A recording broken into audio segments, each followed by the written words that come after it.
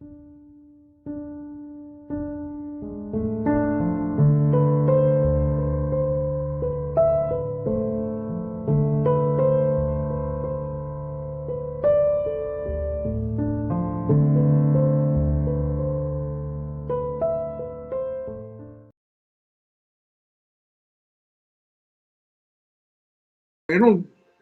não faço programado, porque de repente dá errado, e aí fica pior ainda, aí que ninguém acha mesmo.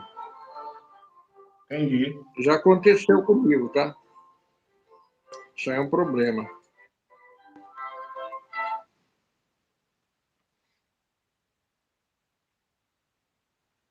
Deixa eu preparar aqui, que eu vou acompanhar agora o chat, né?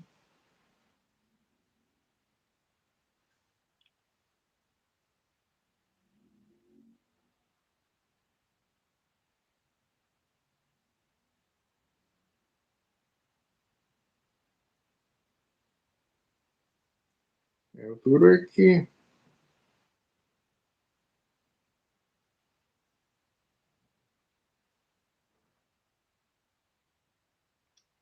tem uma defasagem para mim aqui, sabe?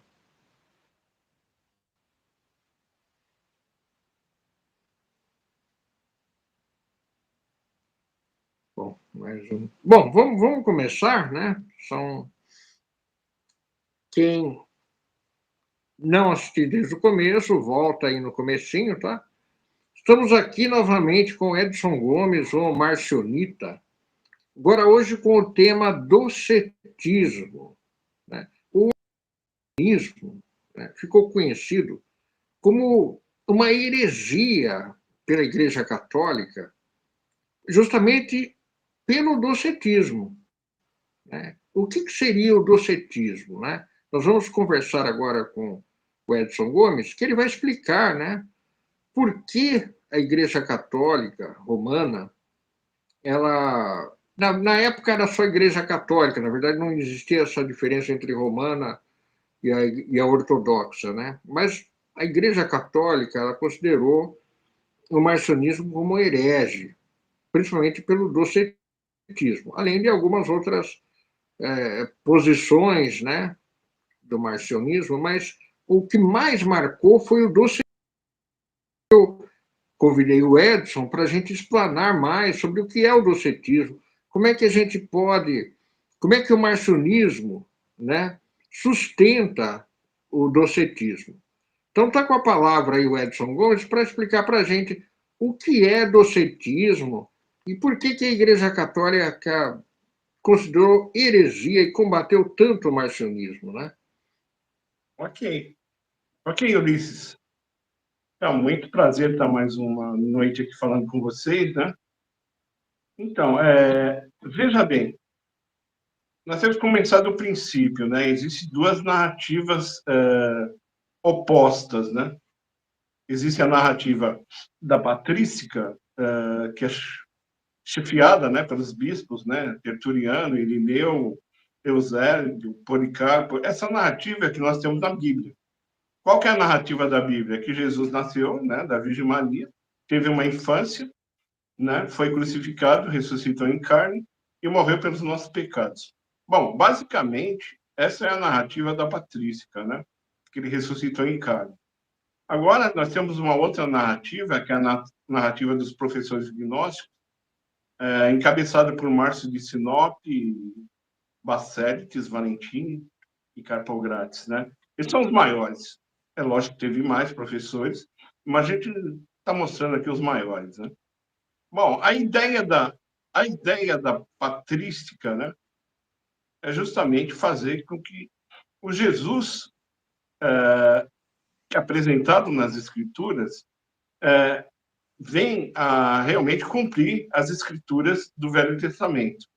Que ele seja o Messias de Israel, que ele nasceu de uma mulher, ele precisa nascer de uma mulher para ele ser herdeiro do trono de Davi, ser da descendência de Davi, né?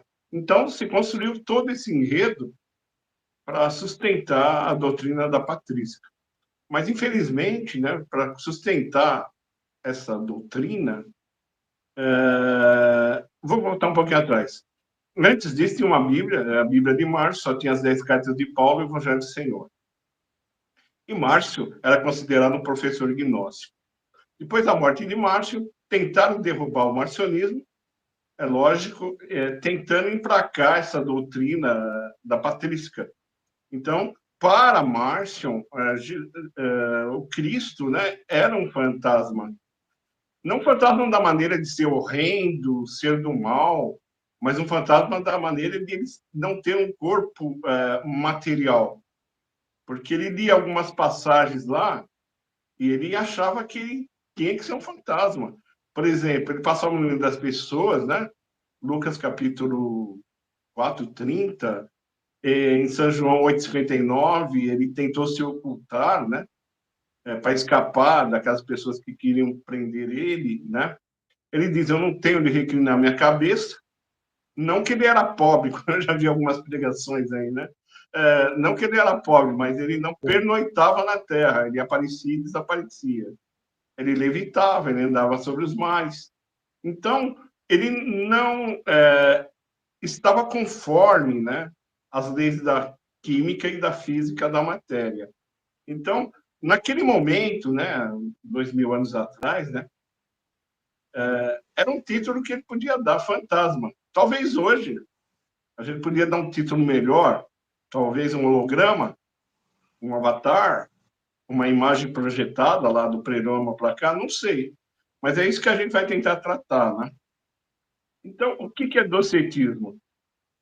Docetismo é que os principais, né, professores, né, eles acreditavam, né? Os professores gnósticos, pelo menos, acreditavam. Foram rebatidos pelos professores lá da ortodoxia, bem dito aí pelo Ulisses, né? Que antes era ortodoxia, depois virou ortodoxia oriental e ocidental. Ocidental foi chamado de Igreja Católica, né? Bom, o que é basicamente o docetismo, né?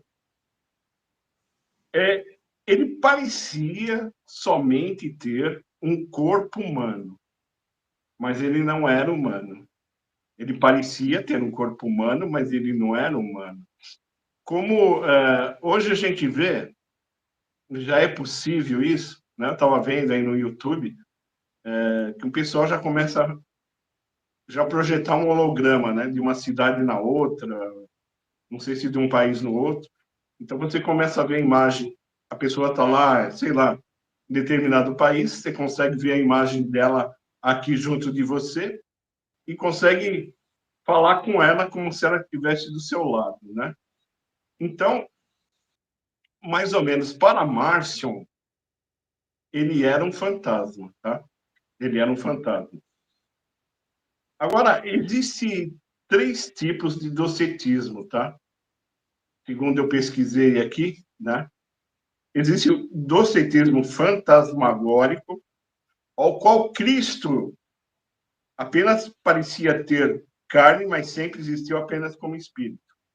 Esse docetismo fantasmagórico é justamente o que eu creio que Márcio adotou, tá?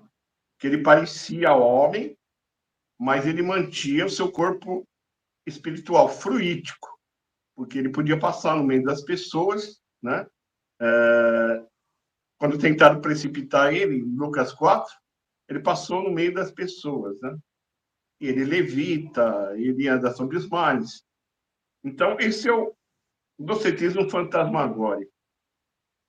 Agora tem o docetismo possessivo ou separacionista, em que o espírito de Cristo apenas possui ou habita um corpo humano que o espírito deixou antes da morte de Jesus. Isso é bastante interessante. Tem alguns gnósticos, principalmente o Ebonita, mas a maioria dos gnósticos acredita nisso, né?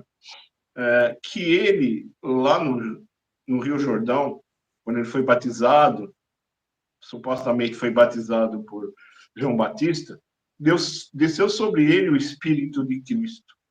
Entrou dentro do corpo de Jesus, tá? E começou a fazer os milagres. Quando ele foi preso lá por Pôncio Pilato, chegou até Pôncio Pilato, ele saiu daquele corpo e deixou aquele corpo sofrendo as consequências, né? Esse é o docetismo separatista. E existe o docetismo substitutivo, em que Simão Mago realmente é o que foi crucificado no lugar de Jesus. Bom, eu como marcionita, o que eu acredito? Eu acredito nos dois que eu falei. O primeiro, fantasmagórico, tá? Que é aquele que ele é um espírito vivificante e só tem a forma humana, tá? Ele parecia ser, como Paulo fala assim, ele é a imagem do Deus invisível. Ele é apenas uma imagem do Deus invisível, tá? Agora, e também acredito no substitutivo, que lá no Monte Sinai, ou no Getsemane, ele, ele colocou a sua aparência em uma determinada pessoa. Se eu falar que essa pessoa, ele vai gerar mais críticas aqui, né, que eu deixaria para outro dia. Ele coloca a sua aparência não em Simão de Cirene, né? Mas sim ele coloca a sua aparência em outra pessoa. Por que ele coloca a sua aparência em outra pessoa? Porque a pessoa que morreu lá na cruz, primeiro ele verteu sangue, né? Ele, a um determinado momento, ele sentiu dor, sentiu-se desamparado, né? Ele verte sangue e, por fim, ele morreu. Agora, esse ser aí, eu chamo de Crestos, você chama de Cristo, eu vou chamar hoje de Jesus, para que todo mundo entenda. Jesus. Olha, olha o Edson, olha a imagem de Jesus aí, ó. Isso. Não é Essa é a fantasma, imagem olha de aí. Jesus. Exatamente. É Então, bizantina, essa é bizantina. É do legal, ortodoxo, bacana. tá? Bacana. É, bacana. Não, não pode continuar. Depois tem perguntas aqui, tá? Aí eu Tá, tudo passo para bem. você, daqui a pouquinho. Tá. Então, o que Márcio acreditava, né? Márcio acreditava que realmente era um fantasma, porque é o que ele falava naquela época. Volto a dizer, um fantasma no sentido do corpo dele ser fluídico, né? Ser fluídico. Do corpo dele ser fluídico, ele chama de fantasma, né? Não que ele seja um demônio, porque às vezes a gente pensa, pô, um fantasma é um demônio, é um diabo. Não, não é nada disso, não é nesse sentido. É no sentido do corpo dele, tá? Então, Márcio acreditava que ele realmente era um fantasma, tá? E para ele morrer na cruz, o plano dele era morrer na cruz, porque tinha todo um plano planejado que ele tinha que morrer na cruz, porque ele tinha que buscar os espíritos aprisionados no Hades, né? E o Hades, né, tem 5 arcondes aqui, no abismo, né, que é chamado no Hades. Então, como é que ele ia driblar isso? Como é que ele ia entrar no Hades? Que o Hades só abre a porta, realmente, para o morto. Como é que ele faz? Então, o plano dele era fazer com que tanto as pessoas que estavam vendo a crucificação, como os arcontes, poderes, potestades do mal, vissem e pensassem que eles seriam mortos. Então, nada mais, né, inteligente do que colocar a sua aparência numa pessoa de carne e osso e sair de cena. Ele podia sair de cena? Podia, ele aparece, desaparece, não tem problema nenhum.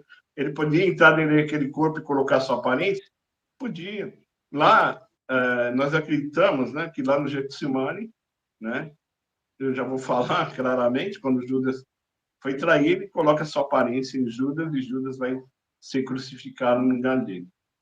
Então, o docetismo, basicamente o que eu disse, é aquele substitutivo, que é esse que ele fala que ele colocou sua aparência, né, num homem, tá? Que eu também penso e acredito em Judas Iscariotes, né? E o docetismo fantasmagórico, que é aquele que Márcio diz que ele é um fantasma. Porque Márcio, ele esteve conosco de 85 a 160. Vamos pôr aí, quase 2.000 anos atrás. Então, ele não tinha como explicar essa maneira, né? Como explicar isso? Como explicar esse corpo fluídico que anda sobre os mares, aparece, desaparece, né? Como explicar isso? Então, a única coisa que ele tinha naquele momento, né, quase 2000 anos atrás, é falar que era um fantasma, né? Fantasma, né? Isso aí era bem. O pessoal entendia bem o que era fantasma. Se você vê em Lucas 24, 39, tem uma passagem da ressurreição em carne. Bom, os marcionitas não acreditam na ressurreição em carne, mas eu estou citando aqui como didática, tá? Lucas 24, 39, depois da ressurreição de Cristo em carne, que para mim não existe, mas eu vou só dar uma didática. Jesus, né, ressuscitado em carne, o pessoal pensar que ele é um fantasma, ele diz, pô, toca aqui em mim, o fantasma não tem carne nem ossos, né? Como eu tenho, né? Então, o que acontece? O fantasma é esse, que não tem carne e ossos, parece um humano, mas não era, ele não tinha carne nem ossos, né? E até em Lucas 24, né, é um adendo da Igreja Católica, para vocês verem como é que eles puxam a sardinha para a sua brasa, né? Depois ele fala que com esse corpo, né, de carne e osso, que ele, Lucas 24, 39, ele fala, eu sou de carne e osso mesmo. Com esse corpo ele ascende aos céus. Agora, se ele ascende aos céus com um corpo de carne e osso, ele está ferindo o que Paulo falou. Ninguém entra no reino dos céus, né, de carne e osso. Não herdarão, né, o céu, nem a carne, nem o sangue. Como é que ele vai entrar lá? No céu de carne e osso? Se ele veio em espírito, será que ele vai entrar de carne e osso? Será que para onde ele vai pode ter carne e osso? Não. Ele diz assim, Paulo disse assim, ora, o Senhor é espírito, só há um espírito. E Jesus disse assim, ninguém subiu ao céu, senão aquele desceu do céu, o Filho do Homem que está no céu. Tanto é que ele subiu, desceu e estava no céu. Né? Em Hebreus 8:4, até para confirmar isso aí que eu estou dizendo, diz uma passagem que ele nunca esteve na Terra. Pô, é compreensível isso? Ele nunca esteve na Terra? Sim, na nossa compreensão, que ele é uma imagem, que ele é uma projeção, que ele é um avatar, é compreensível. Porque os gnósticos que estão me escutando agora, né? Quando Sofia adentra até a escuridão, ela provoca uma explosão de uma tal magnitude que começa a se fundir, né, os átomos, prótons, elétrons, e começa a formar os elementos da matéria. Porque ela foi a primeira emanação de luz na matéria. Primeira emanação de luz na matéria. Agora, se Sofia é o cônjuge de Crestos, imagine ele vindo também. Vocês não acreditam que causaria, né? Causaria uma explosão igual ou maior, de tamanha intensidade, que a Terra deixaria de existir. Eu acho que isso vai acontecer na vinda dele, né? Ele diz: eu não vim para julgar o mundo, mas minhas palavras julgarão no último dia. Em Tessalonicenses diz que serão aniquilados pelo esplendor da sua vinda. Então ele vem, né? E há muitos textos gnósticos que falam sobre a destruição da matéria, que ela vai ser como se não tivesse existido. Tudo que você vê em matéria, o planeta Terra, homens, arcontes, poderes, potestades, lua, sol, cosmos, tudo isso foi criado pela matéria. Ele vai ser destruído na vida de Jesus, né? Então, se ele viesse como realmente ele é, ele já tinha causado isso. Então, eu acredito que ele está deixando a vinda dele, fisicamente, né, literalmente, para o último dia. Ele mandou uma imagem. Paulo fala o quê? Que ele é uma imagem do Deus invisível, né? Bom, eu posso prosseguir, mas se tiver alguma pergunta aí no meio aí do caminho, pode fazer aí. Você tem aí? Então, Edson, tem sim. Tem várias perguntas aqui, ó. Ó, um está perguntando assim, qual que é a importância de Paulo para você, né? E eu vou acrescentar aqui, uma vez que Paulo disse assim, né? Se não houve ressurreição, nada do que nós dissemos é válido, tudo, nada tem valor do que nós dissemos. Qual que é a importância de Paulo para você? E como é que fica esse versículo que ele diz que sem ressurreição não tem nada, não tem evangelho, não tem nada. Como é que fica esse trecho para você? Ok. Boa pergunta, né? Veja bem, nós associamos a ressurreição como a pessoa que morreu e ressuscita. Mas a palavra ressurreição, ela significa se elevar-se. Então, a ressurreição dos mortos, né? O que é ressuscitar dos mortos? Quem eram os mortos? Para Jesus, eram todos os habitantes da Terra, né? Que os mortos enterrem seus mortos, não é? Para Paulo, ele não chamava de morte, chamava de adormecidos, né? Então, Jesus foi elevado, foi ressuscitado dos mortos, ele foi elevado do céu, né? Você se lembra lá em São João 17? Pai, chegada a hora, me glorifica agora com aquela glória que eu tinha contigo antes da fundação do mundo. Ou seja, me glorifica, me eleva, O me Edson, ressuscita. Pode então, falar. aí eu vou até encaixar, você falou da glória, né? Uma pessoa fez a pergunta, desculpe, é que eu não estou aqui agora no chat, eu estou no Evangelho.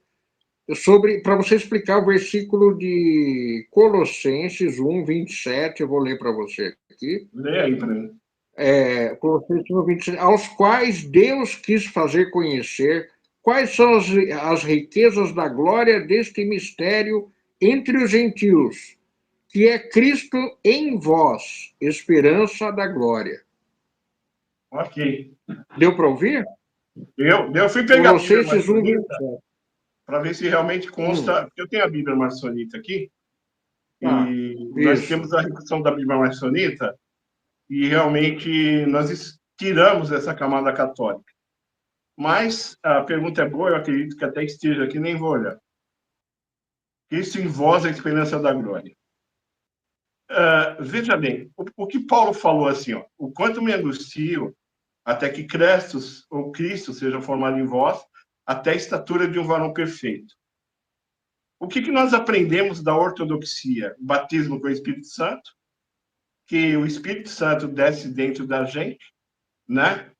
E e a gente obtém um certo poder, começa a entender mais fácil as escrituras, começa a ter os dons aí espirituais e assim por diante. É isso que foi colocado para a gente, tá? No Velho Testamento também o Espírito de Jeová entrou em sanção. Então, o que o pessoal acha? O pessoal acha que também vai acontecer com Cristo. Cristo vai entrar dentro da gente, né? Mas não, o que Paulo fala, o quanto me angustio até que Cristo seja formado em vós, até a estatura de um varão perfeito. Então, veja, se Cristo tem que ser formado em vós, não que ele tem que entrar dentro da gente. Ou seja, a palavra dele tem que ser formada dentro da gente, crescer, né? Antes a gente pensava com menino, depois vai pensar com adolescente na palavra, até que um varão perfeito. Quando você adquire essa qualidade de varão perfeito, a tua mente está plena, né, de Cristo. Se a tua mente está plena e consegue pensar como Cristo pensa, nos momentos da sua vida, você consegue relembrar, né, o que Cristo pensa, então Cristo em vós será a experiência da glória, quando você estiver pleno, né? Não que Cristo entra dentro da gente. Eu sou contra isso, porque O Edson, hum, encaixando já um outro versículo que o pessoal pediu aqui, Gálatas 2:20. Já estou crucificado com Cristo e vivo não mais eu, mas Cristo vive em mim. E a vida que agora vivo na carne, o qual me amou e se entregou assim por mim. Né? Ok. Então, ele está dizendo aqui, Gálatas 2:20. Paulo, né? Paulo, abaixo de Cristo, ele é um mistério, né? Ele não tem cronologia, como Cristo não tem. Para os marcionitas, Paulo só aparece depois da ascensão de Cristo. Você vê que a cronologia dos Atos Apóstolos é mentirosa, tá? Tudo que ali está não condiz com o que Paulo falou. Ele não afirma tudo que está no livro de Atos. Então, o livro de Atos foi inventado pela Patrícia para diminuir Paulo, né? Então, Paulo, ele aparece depois da ascensão de Cristo. Do nada, né? Ele aparece do nada, como Jesus também, quando começa, né? Ele desce do céu e começa a pregar em Cafarnaum. Paulo, ele tem um segredo que eu gostaria de dizer, é o seguinte: você seria capaz de dizer, eu fui crucificado com Cristo? Quem aqui dos ouvintes poderia dizer? E ele dizer isso lá, quase 2000 anos atrás. Eu fui crucificado com Cristo. Não é mais Cristo que vive em mim, né? Não sou eu mais que vivo, mas Cristo vive em mim, né? Porque na cruz, né, ele crucificou todas as suas concupiscências da carne e dos desejos. Então ele foi crucificado com Cristo. Ele diz assim: eu tenho os estigmas de Cristo. Ah, mas todo mundo diz assim: pô, os estigmas foi as marcas que ele sofreu da prisão, isso. Não, ele não sofreu nada disso. O livro de Atos é mentiroso. Ele não foi preso. Porque se Paulo fosse preso, como é que ele poderia evangelizar o mundo inteiro daquela época sem ter condição nenhuma? Então, ainda mais ele preso, né? A prisão que Paulo Viu? se referia, a prisão que Paulo é a prisão da sua alma no seu corpo. Eu estou aprisionado aqui na Terra, né? Então, nós acreditamos que quando ele fala eu fui crucificado com Cristo, na realidade ele estava na crucificação.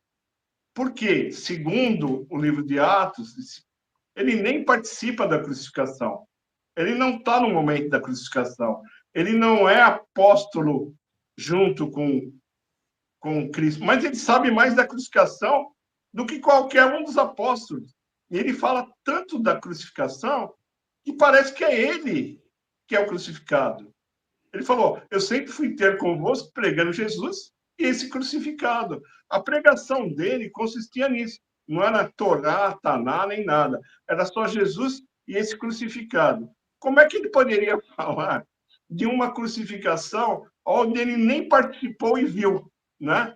Então, nós maçonistas, nós acreditamos que quem morreu na cruz foi Judas Iscariotes, que ele desaparece, né? Ele desaparece como se fosse abduzido depois que ele foi trair Jesus, ele desaparece. Desaparece. Viu, Edson? Só um detalhe aqui, Edson. Eu tô com a Bíblia Marcionita aqui, tá? O Gálatas 2:20 tem aqui na Bíblia Marcionita, né? Tem. Com Crestos fui crucificado. Eu fui crucificado. Isso. Não está escrito isso? É. Então, isso. Eu fui crucificado com Crestos fui crucificado. Então, é a mesma coisa. Você não quer acreditar que isso é literal. Ninguém quer acreditar que Jesus desceu do céu. Quer acreditar que ele nasceu da Virgem Maria. Pô, por 3 vezes eu falei: eu desci do céu. Eu não sou desse mundo. Vós sois de baixo, sou de cima. Vós sois desse mundo eu não sou. Mas não quer acreditar nisso. Ele quer acreditar na narrativa da patrística, né? Mas a outra narrativa é esse. Paulo falou assim: eu fui crucificado com Cristo.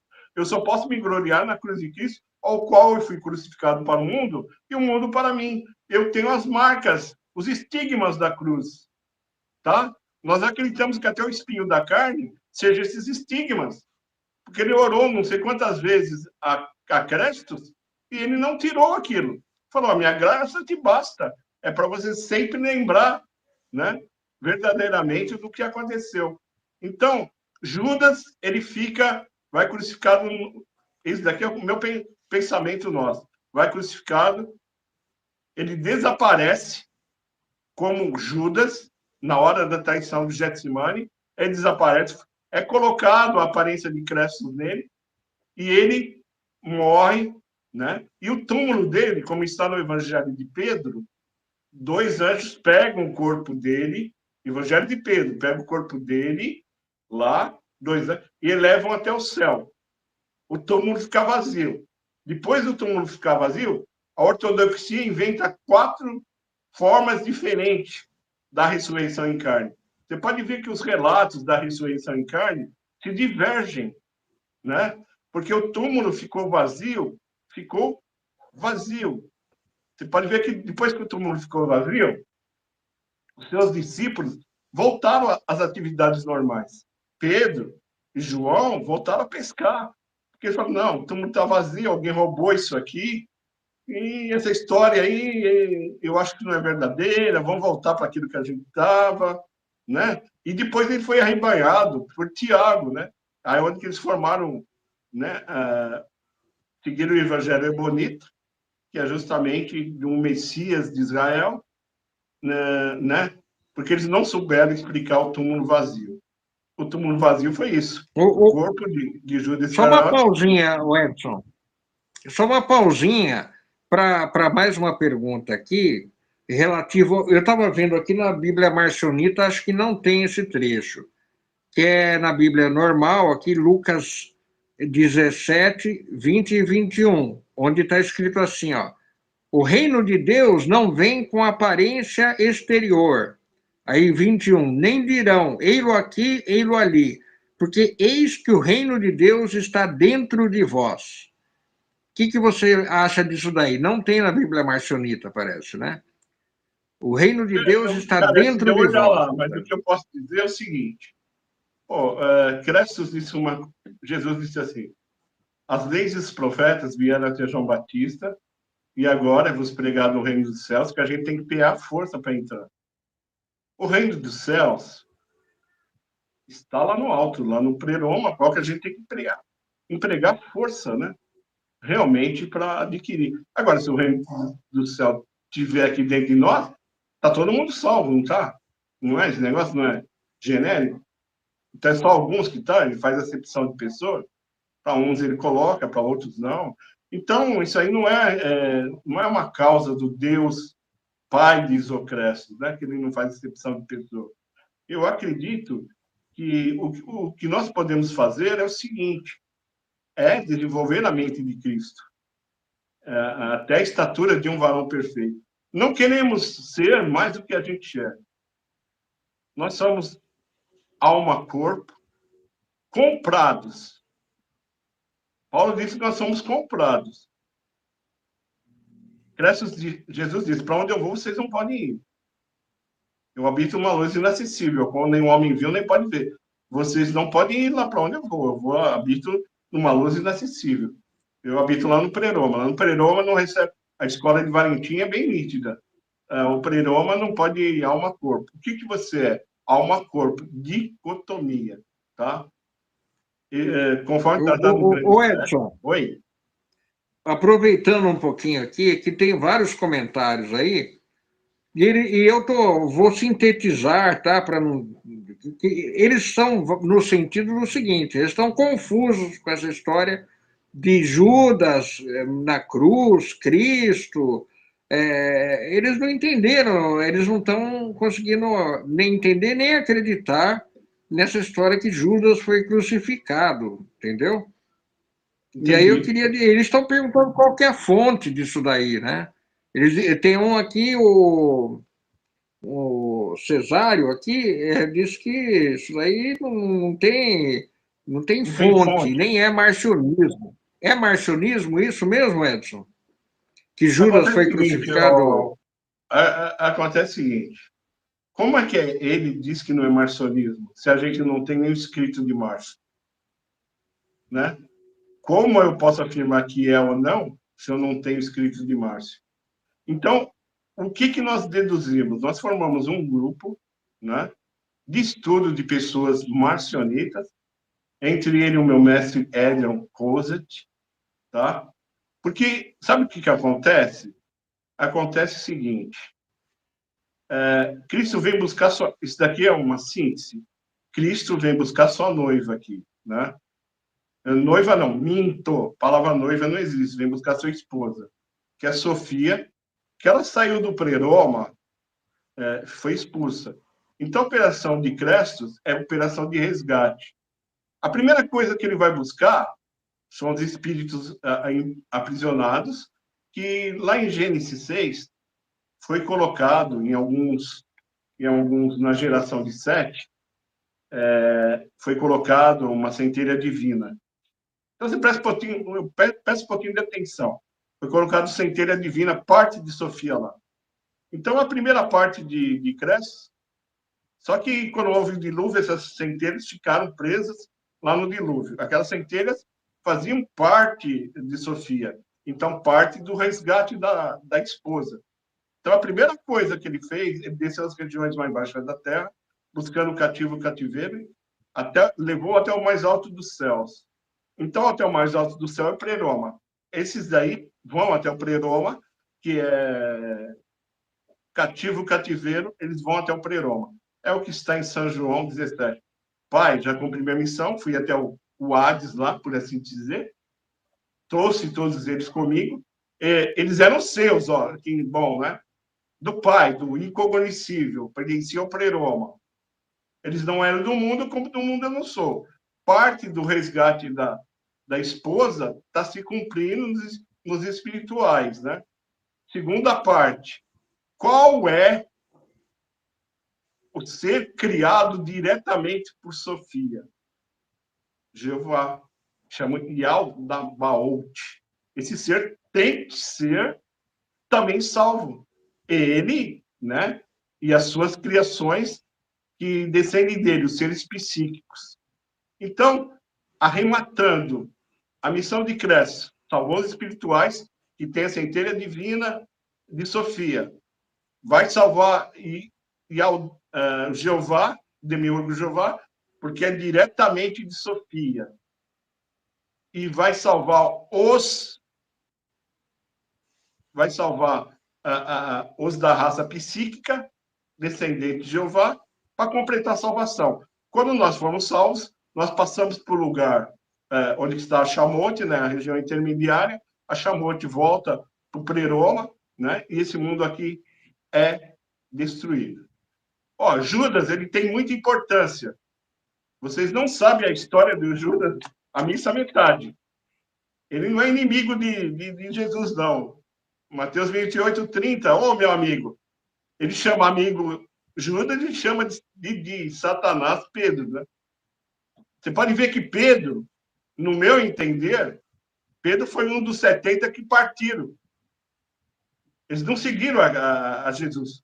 Só que a igreja ressuscita esse homem, Pedro, ele dá até a chave do céu. E nas passagens que Pedro está, ele está largando a lei em Judas.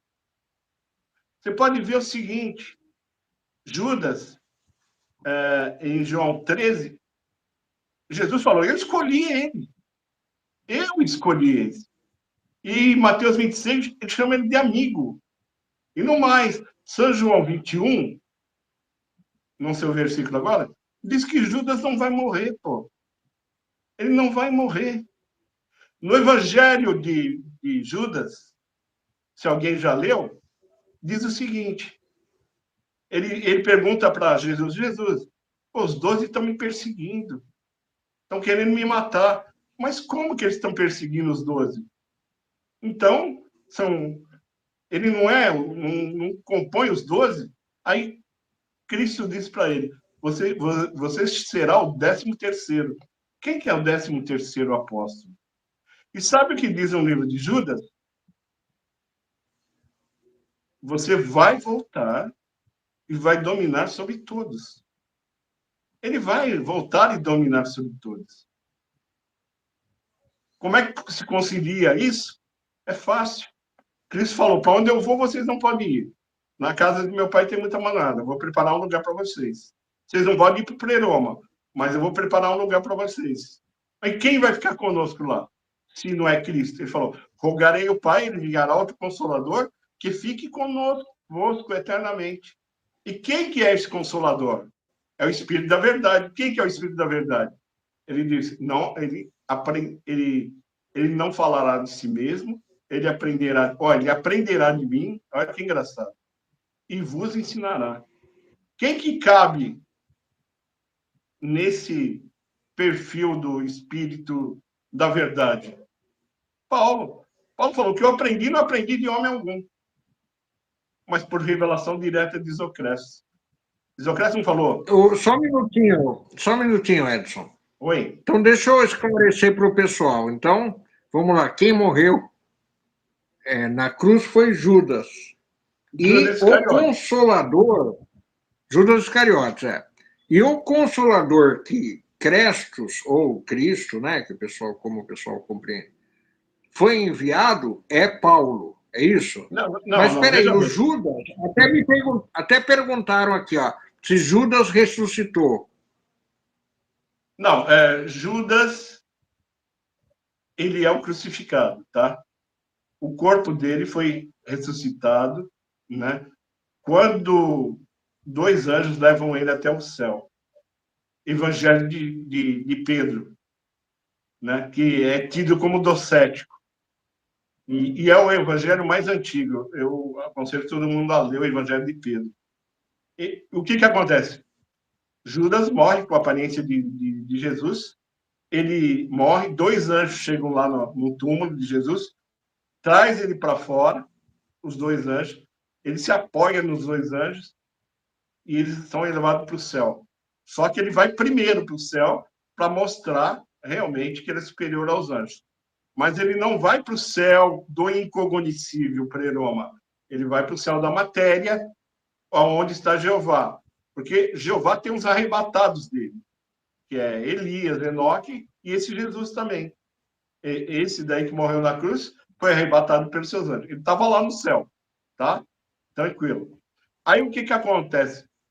Tem no mito, tem na história marcionita que Jesus, depois de levar cativo o cativeiro, ele pleiteou a nossa salvação, porque até então tem a salvação dos espíritos aprisionados.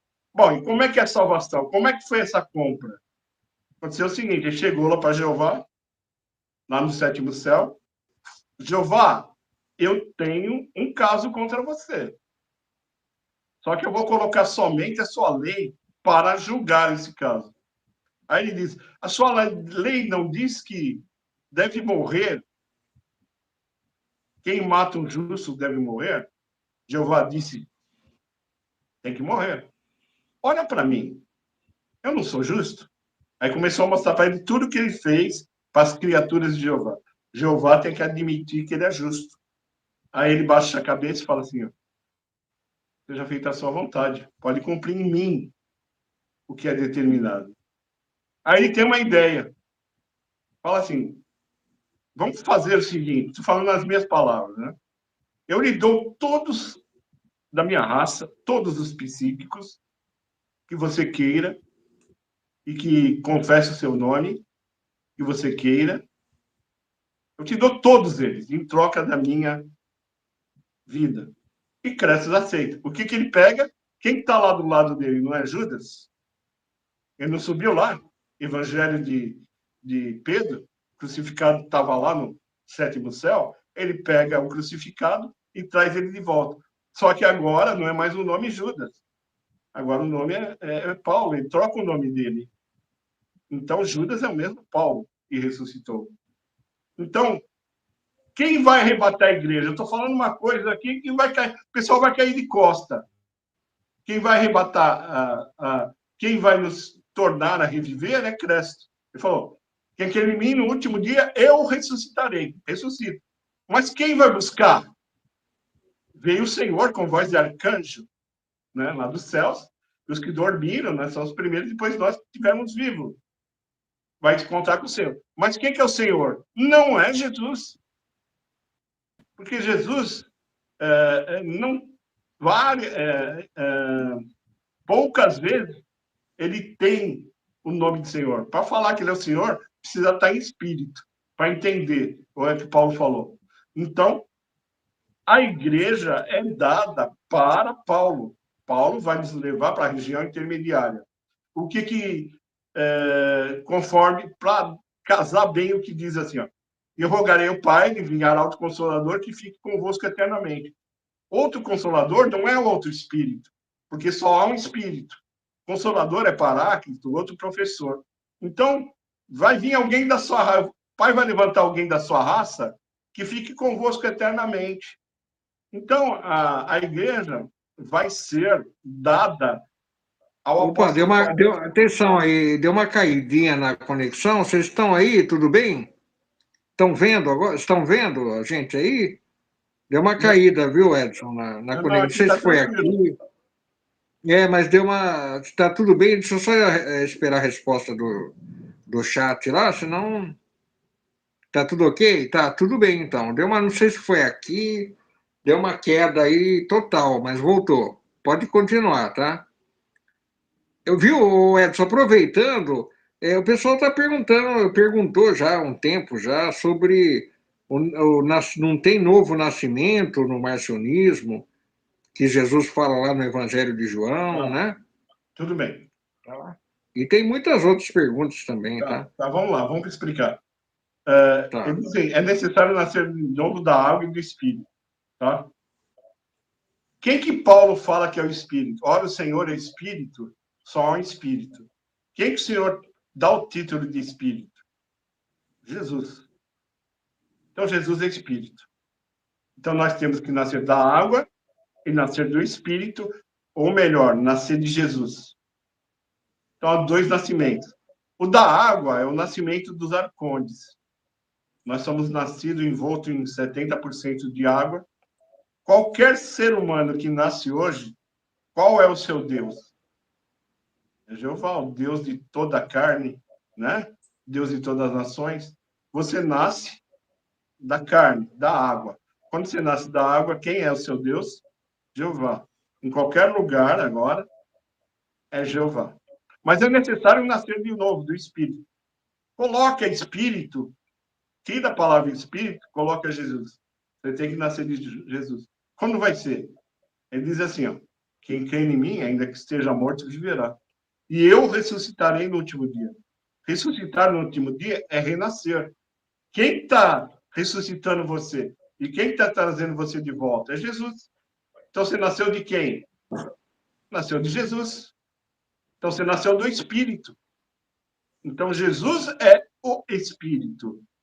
Agora tem pessoas que acham que nós temos Espírito dentro da gente. Na realidade, nós não temos, nós somos dicotomia.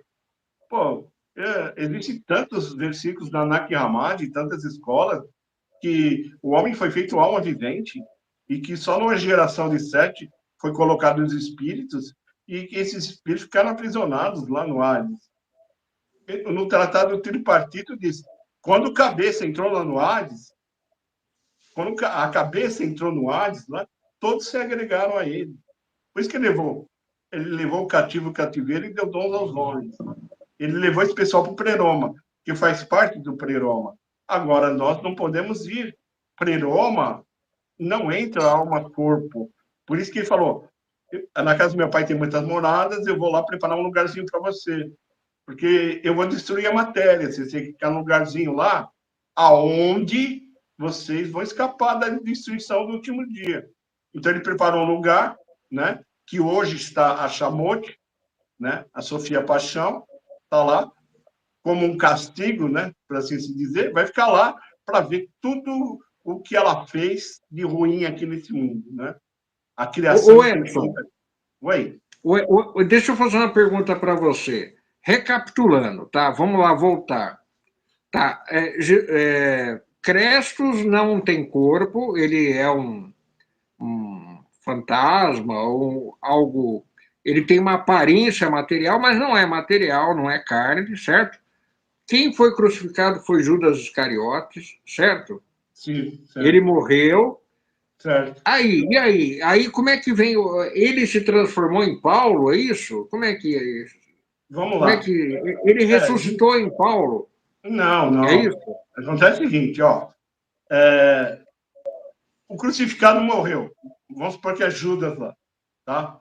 Quando Judas morre, tanto o espírito lá de Satanás está dentro dele sai, Satanás é o próprio Jeová, mas não é o título aí desse estudo.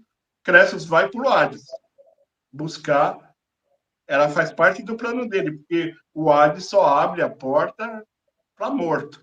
E como os arcontes viram que aquele homem lá estava morto e eles pensaram que era Jesus, Jesus desce até o Hades e liberta os espíritos aprisionados e leva cativo o cativeiro. Agora, o corpo, ele morre, o corpo de Judas morre. Ao terceiro dia, desce 2 anjos do céu, tá? Na realidade, desce 3. Um fica na porta e 2 entram para dentro, pega aquele corpo do crucificado, leva ele para o céu, para o 7º céu, onde está Jeová. E deixa ele lá, onde estão os queridinhos de Jeová, né? Está lá Elias, Moisés, Enoque, os arrebatados, né? Os queridinhos de Jeová. E também aquele crucificado, né? Também foi levado até o céu, lá no 7º céu. Está lá. Crestus vem debater e quer a vida de Jeová. Jeová troca, ou seja, essa é a compra. Aí que ele nos compra. Nos comprou a preço de sangue. Não é o sangue da cruz, é o sangue de Jeová. Porque Jeová, conforme a sua lei, ele teria que morrer. Porque ele matou inocente na cruz. Não matou lá o Jesus? Não é inocente ele? Na lei de Jeová diz, quem mata o inocente não tem que morrer? Tem. Então, Jeová, Cresce preiteia a morte de Jeová. E Jeová, então, resolve falar o seguinte, vamos fazer de uma certa maneira? Eu te dou todos os meus psíquicos, que é isso que você quer? Eu sei que é isso que você quer, para completar, né, a salvação de Sofia, a esposa de Cristo. Tem que salvar aqueles espíritos lá que estavam no Hades, salvar Jeová e salvar também todos da essência de Jeová, que é a essência de Sofia, né? Os psíquicos são da essência de Sofia. Então, esse é o plano da salvação da esposa. Aí ele fala assim, eu te dou todos os psíquicos. Ele fala, ok. Então, ele consente. Mas o que ele faz? Pô, mas peraí. Só que vai ter que voltar alguém lá para pregar. Despregar tudo que você pregou. Eu quero que volte alguém para despregar tudo que você pregou. Aí ele nomeia, pega aquele crucificado que é Judas Iscariotes, traz ele de volta para a terra. Traz ele de volta para a terra, né? E troca o nome dele para Paulo. Então, Paulo... Ah, agora entendi. Agora que eu entendi. Então, na verdade, Paulo é Judas, é a mesma pessoa. Exatamente, só com um nome diferente. Ah, entendi. Por isso que ele Por diz exemplo, que Paulo... posso te dar alguns exemplos? Por exemplo, Sim. Quem falou que é um mau pecador? Não foi Paulo? Foi. Sim.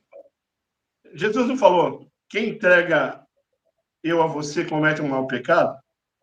Judas não é um mau pecador, segundo a concepção do pecado? É. Judas foi até o 3º céu? Foi. Evangelho de Judas.